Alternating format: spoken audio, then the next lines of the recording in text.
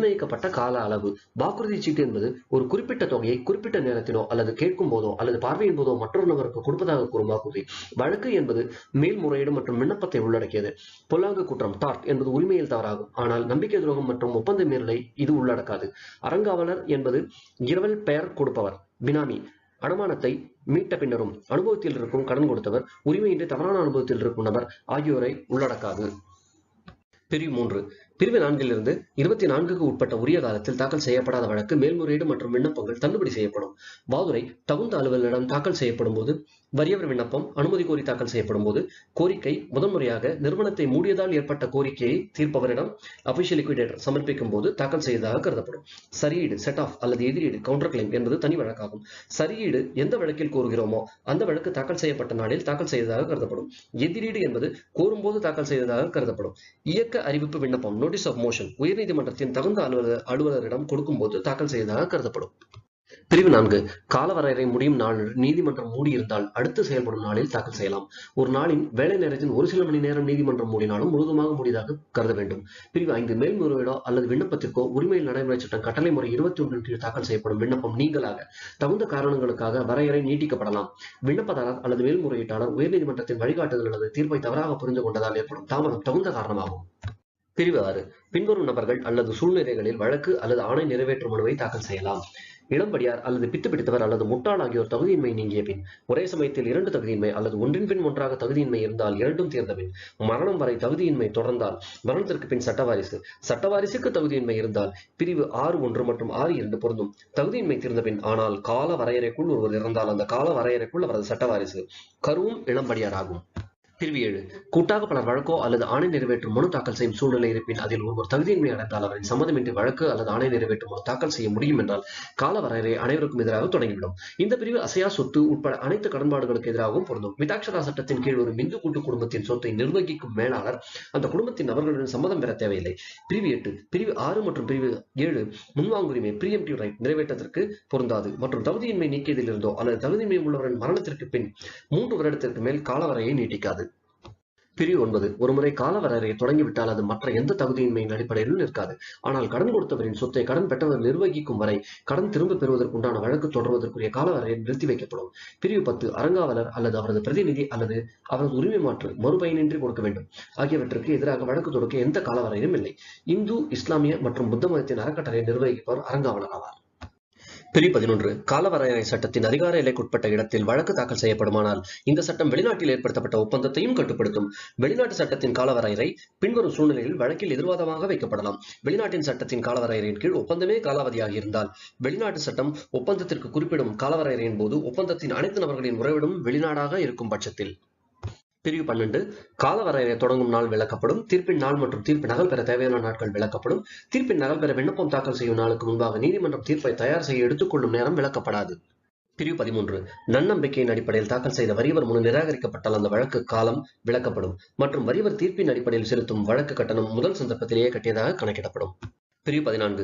உண்மையான நம்பிக்கையுடன் வேறு அதிகார எல்லைக்குட்பட்ட நீதிமன்றத்தில் தவறுதலாக வழக்கு அல்லது விண்ணப்பம் ஒரே நபருக்கு எதிராக ஒரே வழக்கு மூலத்திற்கு தாக்கல் செய்யப்படுமானால் அந்த வழக்கு நடக்கும் காலம் விளக்கப்படும். புது வழக்கு கட்டளை முறை 23 விதி 2 உரிமையில் நடைமுறை சட்டத்தின் கீழ் தாக்கல் செய்தால் பழைய வழக்கின் காலம் விளக்கப்படும். பழைய வழக்கு தாக்கல் செய்த நாள் மற்றும் முடிவடைந்த நாள் விளக்கப்படும். வாதி அல்லது விண்ணப்பதாரர் ஒரு மேல்முறையீட்டை எதிர்த்தால் மேல்முறையீட்டை நடத்தியதாக கருத வேண்டும். தவறான நபர்களை சேர்ப்பது மற்றும் தவறான வழக்கு மூலம் ஆகிய காரணங்கள் தவறான அதிகார வரம்பிற்கு சமமாகும். பிரிவு 15. வழக்கு அல்லது தீர்ப்பு நிறைவேற்ற மனு தாக்கல் செய்வதை தடுத்து உறுத்துக்கட்டளை வழங்கியிருந்தால் உறுத்துக்கட்டளை வழங்கிய நாள் முதல் ஒற்றிவைக்கப்படும் நாள் வரை அனைத்து காலமும் விளக்கப்படும். அறிவிப்பு வழங்கிய காலம் மற்றும் அரசாங்கத்திடமிருந்து வழக்கு தொடர அனுமதி பெறும் காலம் அனைத்தும் விளக்கப்படும். அரசாங்கத்திடம் விண்ணப்பித்த தேதி மற்றும் அனுமதி பெற்ற தேதி ஆகியவையும் விளக்கப்படும். நிறைவேற்ற தீர்ப்பாணையில் சொத்து பேணுனர் அல்லது மூடி நிறுவனத்தினால் ஏற்பட்ட கோரிக்கையை தீர்ப்பவர் லிக்விடேட்டர் நியமிக்கப்பட்டால் அந்த வழக்கு தாக்கல் செய்த நாளிலிருந்தும் இவர்களை நியமனம் செய்த நாளுடன் கூடுதலாக 3 மாதங்களும் விளக்கப்படும். ஆணை நிறைவேற்ற தீர்ப்பாணையின் அடிப்படையில் விற்கப்பட்ட ஒரு சொத்தின் அனுபவம் கோரி வழக்கு தாக்கல் செய்யும் போது அந்த விற்பனை ரத்து செய்ய தொடுக்கப்பட்ட வழக்கின் காலம் விளக்கப்படும். பிரதிவாதி இந்தியாவில் இல்லாத காலம் தள்ளி வைக்கப்படும். பிரிவு 16 வழக்கு தாக்கல் செய்யும் உரிமை ஒருவரின் மரணத்திற்கு பின்பு வருமாயின் அவரது சட்ட வாரிசு அந்த வழக்கை தாக்கல் செய்ய தகுதியாகும் காலம் விலக்கப்படும். ஒரு நபரின் மரணத்திற்கு பிறகு அல்லது மரணத்தின் காரணமாக அவர் மீது வழக்கு தாக்கல் செய்யும் உரிமை வந்தது என்றால் அவரது சட்ட வாரிசு அந்த வழக்கை எதிர்கொள்ளும் நிலையை அடையும் காலம் விலக்கப்படும். பிரிவு 16(1) மற்றும் 16(2) முன்வாங்குரிமை வழக்கு அல்லது பரம்பரை சொத்திற்கு அல்லது உரிமை கோரும் வழக்கு ஆகியவற்றுக்கு பொருந்தாது. பிரிவு 17 வாதி கவனமாக இருந்தும் கூட மோசடி மற்றும் தவறு அல்லது ஆவணத்தை மறைத்தல் ஆகிய காரணங்களால் வழக்கு தாக்கல் செய்ய முடியாத சூழ்நிலை ஏற்பட்டால் இவற்றை அறியும் வரை அல்லது ஆவணத்தை பெறும் வரை உள்ள காலம் விலக்கப்படும். ஆனால் இந்த பிரிவு மீளப் பெருகிய வழக்கிற்கோ, ரெக்கவரி சூட், காப்பு பொருள் சார்ஜ், செயலுறுத்தல் வழக்கிற்கோ அல்லது மோசடி, தவறு, மறைத்து வைத்த ஆவணங்கள் குறித்து அறியாமல் மேலும் அதில் பங்கு பெறாத ஒரு நபர் சொத்தை பரிமாற்றம் செய்திருந்தால் இந்த பிரிவு பொருந்தாது. கடன் பெற்றவர் நிறைவேற்று ஆணையை மோசடி அல்லது பலம் கொண்டு தடுத்தால் அது நடந்த ஒரு வருடத்திற்குள்ளாக நீதிமன்றத்திற்கு விண்ணப்பம் செய்து மோசடி அல்லது பலம் கொண்டு தடுத்த காலத்தை விளக்க கோரலாம். பிரிவு 18 வழக்கு அல்லது விண்ணப்பம் தாக்கல் செய்ய கொடுத்துள்ள கால வரையறை முன்பாக எழுத்துப்பூர்வ ஒப்புகை வழங்கிவிட்டால் ஒப்புகை வழங்கிய நாளிலிருந்து புது வரையறை தொடங்கிவிடும். இந்திய சாட்சிய சட்டம் 1872 உட்பட்டு ஒப்புகை தேதி குறித்து மட்டும் வாய்மொழி சாட்சியம் வழங்கலாம், உள்ளடக்கம் குறித்தல்ல. ஒப்புகை உரிமை, சொத்து, செயல்படும் நேரம், பணம் கொடுக்க மறுப்பு, வேறு நபரை குறித்திருந்தாலும் ஒப்புகை செல்லும். ஒப்பிடப்பட்டது என்றால் அந்த நபரோ அல்லது அவரது முகவரோ கையெழுத்திட்டது. ஆணை நிறைவேற்ற மனு ஒரு சொத்தோ அல்லது உரிமை சம்பந்தமான மனுவாக கருதப்படாது. பிரிவு 19 கால வரையறை முடிவதற்கு முன்பாக கடனுக்காக அல்லது மரபுரிமை பெயருக்காக லெகசி பணம் செலுத்தினால் அந்த நாள் முதல் புதிய கால வரையறை தொடங்கும். 1/1/1928 பிறகு கொடுக்கப்படும் அனைத்து ஒப்புகையும் பணம் செலுத்துபவரின் கையெழுத்தில் கையொப்பத்துடன் இருக்க வேண்டும். அடமான நிலத்தில் இருந்து கொண்டு வாடகை மற்றும் உற்பத்தி பொருட்களை அடமானம் பெற்றவர் பெற்றுக் கொண்டிருந்தால் அதுவும் பணம் செலுத்துவதாகும். நீதிமன்ற ஆணையின் கீழ் கொடுக்கப்படும் பணம் கடன் அல்ல. பிரிவு 20 தகுதியின்மையுடைய நபரின் சட்ட ரீதியான பாதுகாவலர் அல்லது குழு அல்லது மேலாளர் அல்லது அவர்கள் நியமித்த முகவர் அனைவரும் அங்கீகரிக்கப்பட்ட முகவர்கள் அவர். பல நபர்கள் கூட்டாக செய்யும் செயலுக்காக ஒரு நபர் அல்லது அவர்களது முகவர் ஒப்புகை அளித்தாலோ அல்லது பணம் செலுத்தினாலோ அது மற்றவர்களை கட்டுப்படுத்தாது. உட்கடை முகவாண்மை கோட்பாட்டை இந்த பிரிவு ஏற்காது. இந்த சட்டத்தின் கீழ் ஒரு சொத்தை நிர்வகிக்கும் நபர் கொடுக்கும் ஒப்புகை அல்லது செலுத்தும் பணம் கடன்பாட்டை திரும்ப பெறும் ரிவர்ஸ்னர் நபரையும் கட்டுப்படுத்தும். இந்து கூட்டு குடும்ப செலவிற்காக பெற்ற கடன்பாட்டிற்காக அந்த குடும்பத்தின் மேலாளர் கொடுத்த ஒப்புகை அல்லது செலுத்தும் பணம் அந்த குடும்பத்தையே கட்டுப்படுத்தும். பிரிவு 21 வாதி அல்லது பிரதிவாதி நன்னம்பிக்கையின் அடிப்படையில் வழக்கில் விடுபட்டால் அவர்களை வழக்கில் சேர்த்த நாளிற்கு முன்பாகவே சேர்த்ததாக கருதலாம். ஒப்படைப்பின் அடிப்படையிலோ அல்லது படிமுறை வருகை காரணமாக சேர்க்கப்படும் அல்லது மாற்றப்படும் வாதி மற்றும் பிரதிவாதிக்கு பிரிவு 21 உட்பிரிவு 1 பொருந்தாது. பிரிவு 22 ஒவ்வொரு அத்துமீறல் மற்றும் பொல்லாங்குற்றத்தின் போதும் புது கால வரையறை தொடங்கும். பிரிவு 23 பொதுவாக வழக்கு மூலம் இல்லாத ஒரு செயலுக்கு விசேஷ பாதிப்பு ஏற்படும் போது கோரும் நஷ்டஈடு வழக்கிற்கு கால வரையறை பாதிப்பிடப்பட்ட நாளிலிருந்து தொடங்கும்.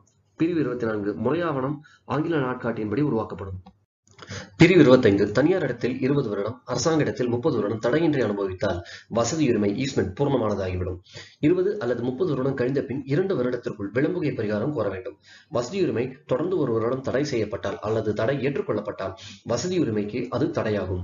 பிரிவு 26 ஒரு சொத்தை வாழ்வுரிமை லைஃப் இன்ட்ரெஸ்ட் அல்லது 3 வருடத்திற்கு மேலாக உரிமை கொடுத்து அந்த நிலத்தில் வேறொரு நபர் வசதியுரிமையை அனுபவிக்கும் அந்த காலம் அந்த சொத்து அதன் உரிமையாளரிடம் திரும்ப வரும்போது கழிந்துவிடும்.